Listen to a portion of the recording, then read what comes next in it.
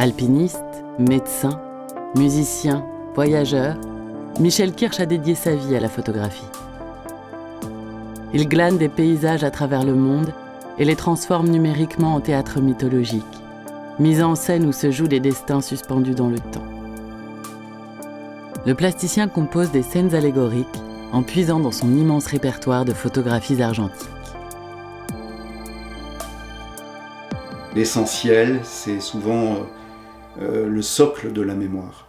C'est nos fondements. Donc je suis sensible à ce qui se passe derrière. Moi, ce qui m'intéresse dans le personnage, c'est sa confrontation avec le panorama, donc avec l'univers, donc avec lui-même. Et donc pour cela, j'utilise des silhouettes qui deviennent des silhouettes un peu symboliques, mais dans lesquelles on peut se reconnaître.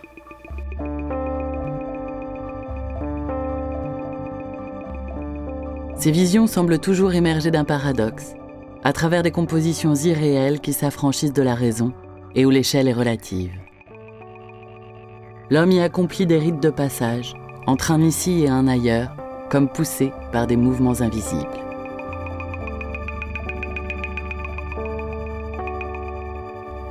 C'est pas seulement ma mémoire personnelle, je puise dans ma mémoire personnelle, pas tellement, mais plutôt dans la mémoire collective. La mémoire de l'espèce, la mémoire de la planète, la mémoire...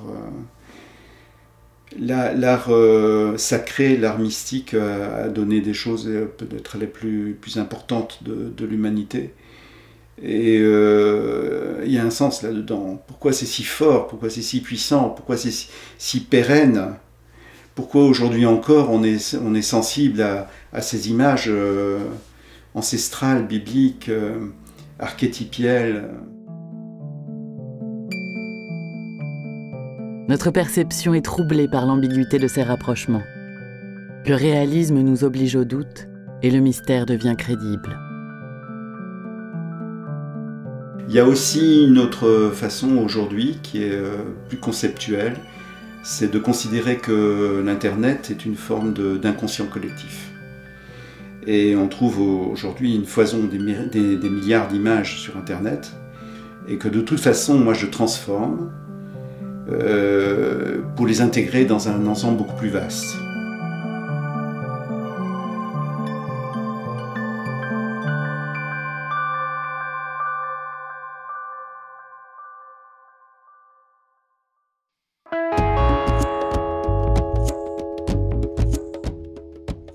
Claudia Vialaré est photographe, mais son travail perpétue la mémoire de la peinture et de la sculpture.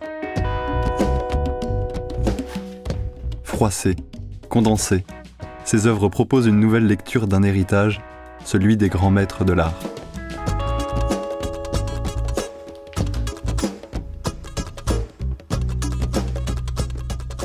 J'ai repris cette idée de facette cubiste dans les facettes que forme le papier froissé, tout simplement. Voilà. Chaque papier que je froisse, il a aussi une multitude de possibles. Et c'est ça que j'aime en fait dans ce processus que j'ai mis au point. L'artiste redéfinit chaque image en la transformant en volume. Les plis du papier épousent les drapés de ses personnages, soulignent certains détails et en font disparaître d'autres. Une nouvelle composition voit le jour. Ce froissement, il doit toujours avoir un sens. Dans le penseur, c'est toutes les différentes visions possibles d'une même personne, ou tout ce qui peut se passer dans son esprit, les pensées en fait. Voilà. Chaque fois, il faut que ça veuille dire quelque chose pour moi.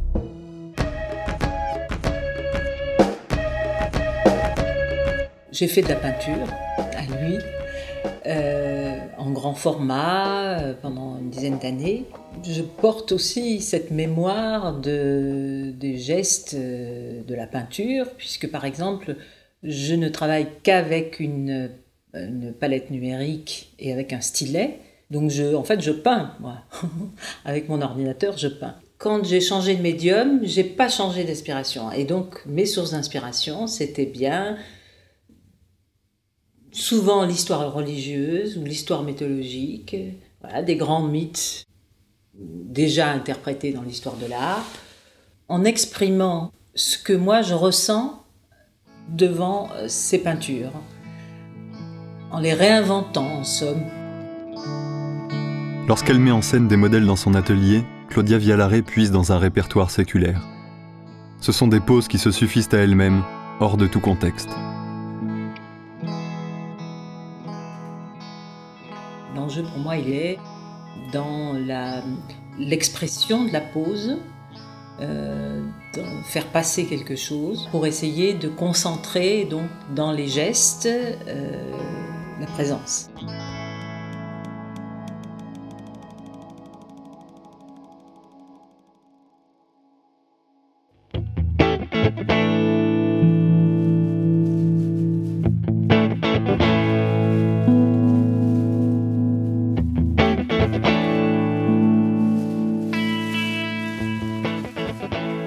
Moi, je préfère interpréter la mémoire comme l'histoire, mais l'histoire non écrite.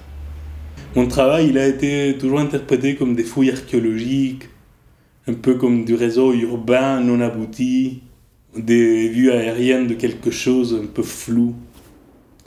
Donc pour moi, la création, c'est convoquer quelque chose qui n'existe pas. C'est faire appel à une absence, en fait.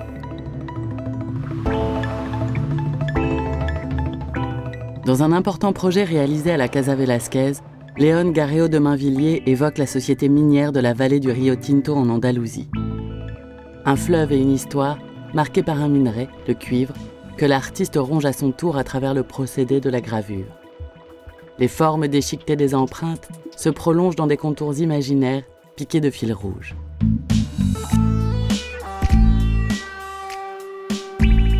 Mon travail, par exemple, pour le projet de mine, c'était pas reproduire la mine en entier, mais sinon partir du fragment qui est à l'origine du cuivre, en fait. C'est les pierres, en fait. On est à la limite entre le sol habité et le sous-sol qu'on ne connaît pas. Donc, il y a dans cette limite un peu fragile, il y a le mystère qu'il faut transmettre. En fait, il y a les résidus de mes découpes. En fait, il y a tout le métal qui a été retravaillé par un ami verrier. En fait, c'est une sorte d'émail, mais en fait, on a récupéré les couleurs de la pierre originale. En fait. C'est vert et c'est cette couleur un peu orangée. Pour suggérer la présence des femmes dans cet univers de terre et de métal, l'artiste s'empare de leur mantille et imprime directement cet attribut symbolique. C'est à la fois un voile, une cape et une parure qui marquent de leur empreinte la blancheur du papier. Au fur et à mesure, c'est la même mantille qui est retravaillée, re-ancrée, re-imprimée, passée sous presse, détruite.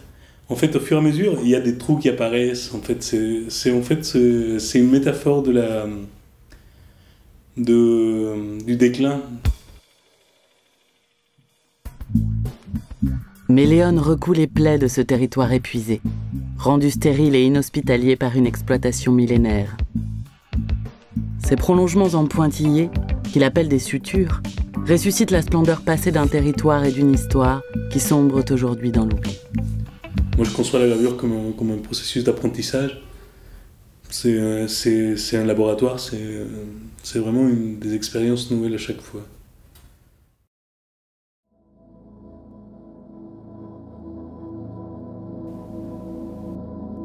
Ania Zuber s'approprie les mémoires anonymes.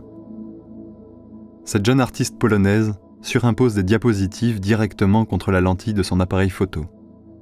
Des portraits d'inconnus, fantomatiques, qui s'imposent dans le monde réel comme des réminiscences mystérieuses. La dorure, qu'elle appose sur des photographies anciennes, bouleverse leur équilibre originel. Elle redéfinit la mémoire ordinaire, elle intervient dans le passé. C'est un procédé plastique qui efface les individualités et donne une portée fabuleuse à des événements anodins. Comme si tous nos souvenirs étaient liés, mais que chaque interprétation était différente. L'or est un symbole super puissant, un symbole de la divinité, du pouvoir, de la richesse. C'est un désir de tout le monde. Donc ça a une signification tellement puissante que dès que l'or apparaît, ça change tout, ça change les contextes, ça donne de la valeur et ça... Donc ça m'a toujours interpellée. J'ai passé par des rues et j'ai vu tellement de murs qui étaient tellement beaux. C'est tellement de gens qui sont passés par là, ils ont laissé une trace, une petite écriture, etc. Et ça faisait une composition tellement belle. Et puis la pluie, puis voilà, c'était la toilette même, ou je sais pas, ça ajoutait des couches, qui c'était quelque chose de splendide.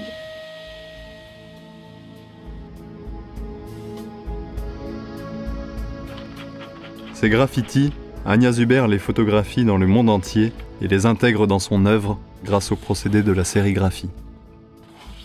Ce sont des messages authentiques, transposés dans un univers symbolique.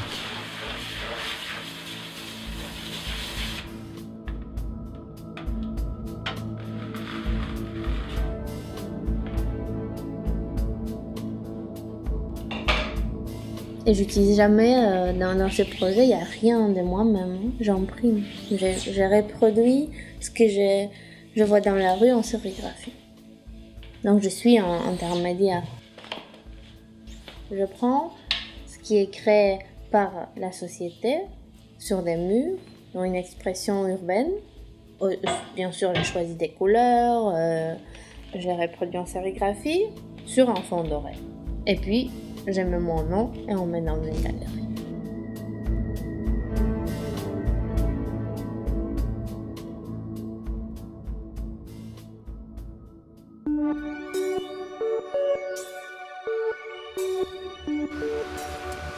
Le travail de Joseph Bury interroge nos sens. Il confronte les différentes perceptions d'une même réalité. Ces clichés, élaborés avec des temps de pause d'une journée, mettent en lumière ce que l'œil ne saurait voir, la mobilité éphémère du monde. Tu peux laisser l'appareil photo prendre une image pendant une journée et à la fin de la journée, tu fais comme le carottage. C'est à travers cette couche du temps, cette durée, tu prélèves et tu vois ce que ça donne. Et ça ressemble beaucoup plus à ce que nous, ce qu'on fait d'habitude. Quand tu as un savoir sur une personne ou sur un paysage ou sur ta maison, ça n'a rien à voir avec des imagettes, avec l'instantané. Ça a à voir avec un vécu. Le cycle long de la marée apparaît sous la forme d'un spectre. Sur la digue, le mouvement des vagues ne dissimule plus la masse d'eau qui sommeille en profondeur, immobile. De même, le flou qui entoure le mouvement des brindilles délimite l'espace vital de l'arbre.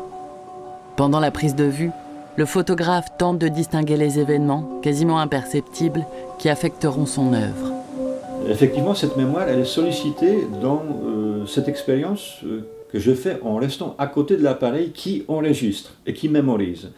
Et donc, il y a deux processus de mémorisation qui sont mis côte à côte.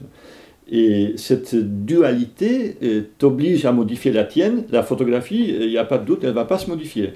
C'est un phénomène assez indépendant. Je m'introduis presque dans l'appareil pour adopter sa manière de mémoriser, pour entrevoir qu'est-ce qu'il va restituer.